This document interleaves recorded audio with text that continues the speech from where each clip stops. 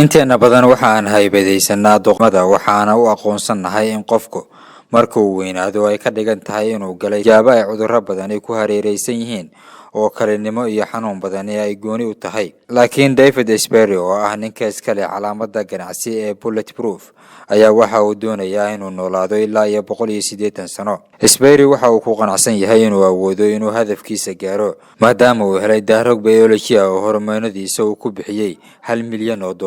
Sidaasi oo kale waxa uu aaminsan yahay in wax soo saarkiisa Bulletproof uu noqon doono mid lagu gaaro oo laga helo cimri dheeri iyo caafimaad joogto ah. David waxa uu lacag fara badan ka sameeyay oo dadku ay ku yaqaanaan qahwada Bulletproof sanadkii 2012 qiimeyntii la sameeyay waxa lagu ogaaday in lagu iibsaday 160 milyan oo koob una ka helay lacag gaaraysa $68 milyan. Dadku waxa ay u gataan si miisaankooda oo xoogaa waxtar ah lagu arkay. dadka taageersan iyo kuwa ka soo horjeeda waxyaabihii ay ka sheegeen markii uu xayeysiin u sameeyay David wax soo saarkiisa qahwad ayaa dad badan soo dhaliileen gaar ahaan dhaqaatiirta oo ku doodayay in mashruucan uu wado aanu lahayn khibrad caafimaad. sidaas darteed waxa ay uga digeen dadka inay wax soo saarkiisa isticmaalaan maadaama aan la garanayn khatarta ka iman karta inta ay gaarsiisan tahay.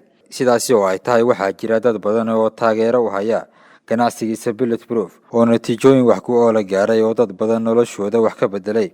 ganacsadaha Mareykanka ayaa 45 jirka ah isla markaasna aasaasay calaamadda ganacsi ee Bulletproof ayaa waxa uu aaminsan yahay in tijaabooyinka biology-ga uu sameynayo uu ku gaari karo 180 sano inuu noolaado oo wax walba uu hurayo xitaa haddii ay naftiisu gooday maadaama uu aaminsan yahay shay walba in la gaari karo. 6 bilood mar ayaa la fihiisa dhuuxa qaar laga shubaa si uu helo unugyada si tamsailis kadibna lagu talaalo jirkiisa.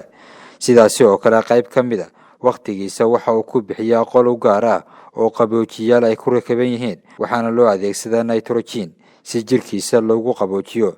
madaxiisa waxa lagu shidaa koronto. waxa uu maraa tijaabooyin lagu tilmaamay inay tahay kuwa waali ah si uu mar walba u gaaro yoolkiisa ah inuu noolaado 180 sano. Cabdulle Axmed Qorane, Goobjoog TV, barnaamijkiisa wax wanaagsan.